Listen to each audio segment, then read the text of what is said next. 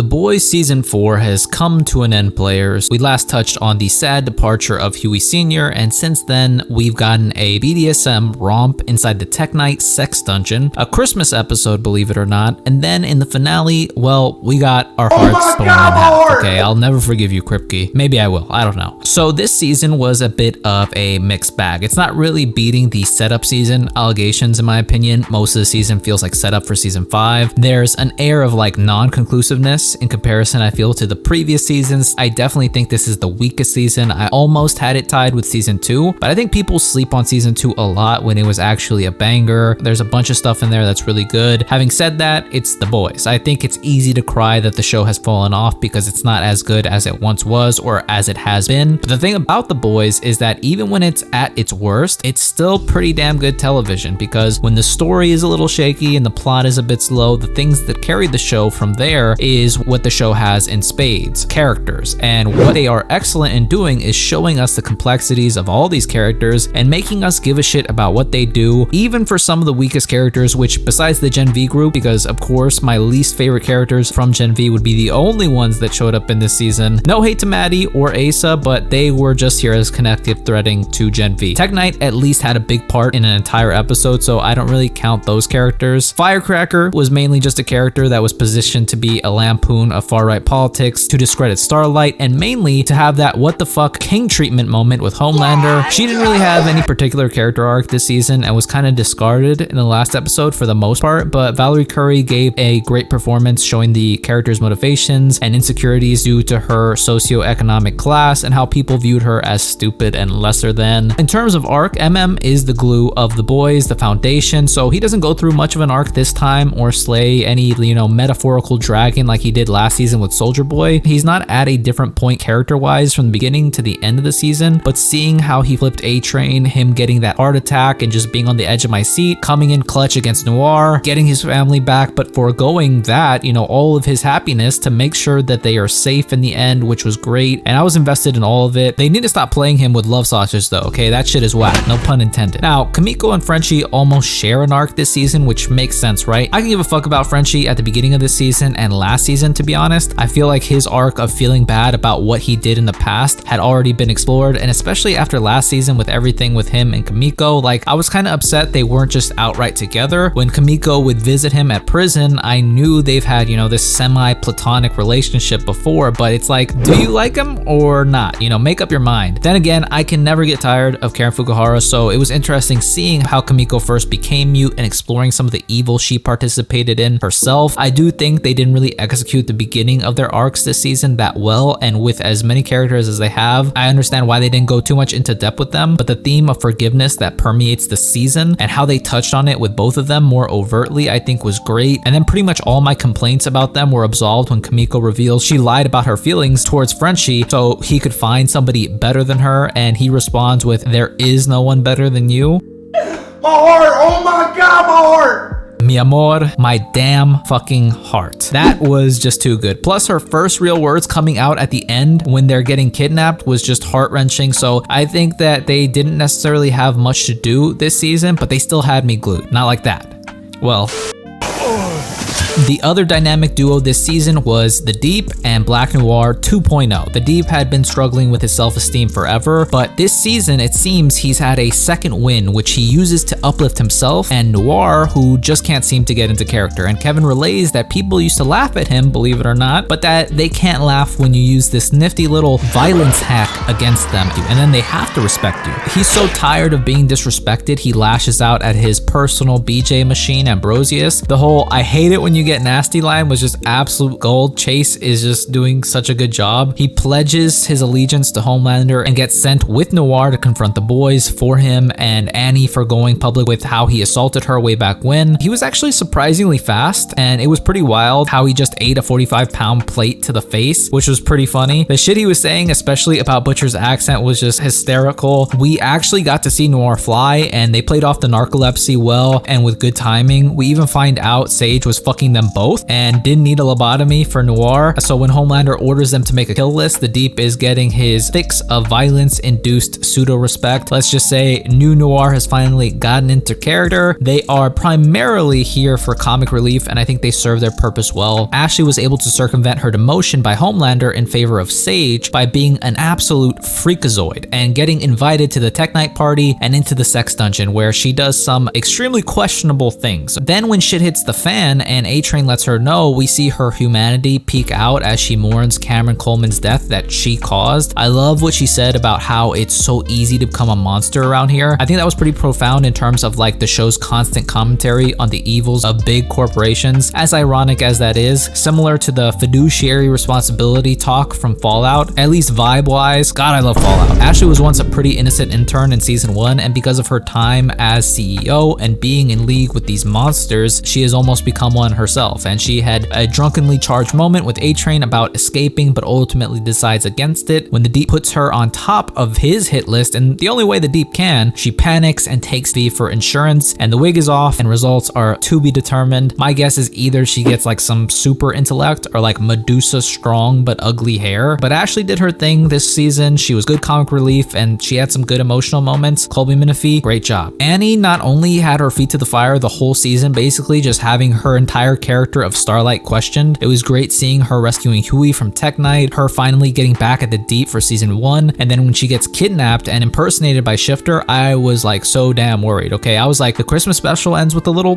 freak matching, right? Where the level of freak does not fall below a certain threshold, and neither does it exceed that same threshold, which I was none the wiser of until I saw the eye switch. My homie Oscar actually clocked that Annie's eyes did not glow in the lovemaking, which I totally missed. Okay, I'm losing my freak aura, to be honest, players, to be able to spot these things. I don't know what I'm gonna have to do to get my freak skill tree back up. Maybe I'm gonna have to go to Arby's. I'm not sure yet, but I like how Annie literally had to face herself with Shifter taking her form and pushing to the surface all of Annie's deepest, darkest feelings and insecurities. I think more so Annie than anyone else confronts her trauma or even her evil side in a clever enough and upfront kind of meta way. She has demons too, and I think that's another prevalent theme of like the participation in evil of, perceived good people. Like we all participate in evil to some degree, but how you learn to live with that and deal with it is up to you. I was a little like, what the fuck when she gets mad at Huey for banging the Shifter, but she got over it fast enough, so it was all chill. Plus she was on some Captain Marvel type shit after blasting away like that, and that was pretty cool. So again, Erin Moriarty did a great job. Sage apparently solved cancer when she was little, but no one took her serious enough to listen to her, so that kind of informs her motivation of why she does what she does, and essentially fully orchestrated the whole entire shit show, which ultimately works out in Homelander's favor in the end as planned. She wanted to see if she could do it, which I feel is like the crux of every twisted science experiment ever. You want to see if you can do a thing so bad you forget to question if you should do it in the first place. So you get a sense in that moment where the doctors ignored her and doomed her grandmother is a big part that is driving her, and then as well what's driving her for whatever her phase 2 is, which I'm very curious about. I would have loved if Homelander stumbled upon the notebook and just read out all the series of events that had just unfolded and like down to the time she predicted when she would walk in on him, but she was cold, cunning, conniving. She was also shot in the head and absolutely adorable, which is a hard thing to pull off. So Susan Hayward was an impeccable villain in this show with quite a few impeccable villains. Susan Hayward, I get you 1 million Crunchwrap Supremes. Just saying. Ryan is at a very strange point now with his dad basically going back on everything he said about not having to do anything he didn't want to anymore, and then telling him to go along with the stupid puppet show. Then he publicly praises Butcher, keeps the frame Billy sent to him, which Homelander throws a whole fit over. You would think that would further prove the point that Mallory and Butcher try to get across to him, that his dad is evil and crazy and needs to be stopped, but that's where the moments from the previous seasons kick in, where you know that Homelander cares about Ryan and is the only one that will really ever understand him. And so another great thing that the show does is show how realistically complex people are. We're all pretty fucked up and make decisions sometimes that are rash, that go against our best interests, and that are sometimes downright illogical. Ryan disobeys his father to go see Butcher, but then also goes and kills Mallory because in his mind, the way Mallory was acting was the way his father had been treated, and maybe even justified some of the things that Homelander had done. So the only way he knew to respond was with force, and Ryan has been on a bit of a weird trajectory this season. Like, he is sad as hell about killing people, and then he tells Homelander that he wants to help people, albeit a little sadistically, but then he he kills essentially his grandma. So it's all over the place, but I give a shit where it goes, and I'm curious to see where Ryan falls next season, because we know he's not afraid to disobey his father anymore, and he legit is like the only one that can probably stop him, at least by force, and we've seen him be able to put him on his ass. So I'd be curious if he just goes rogue. His grandpa is also coming back, so I'm sure he's got a score to settle with him.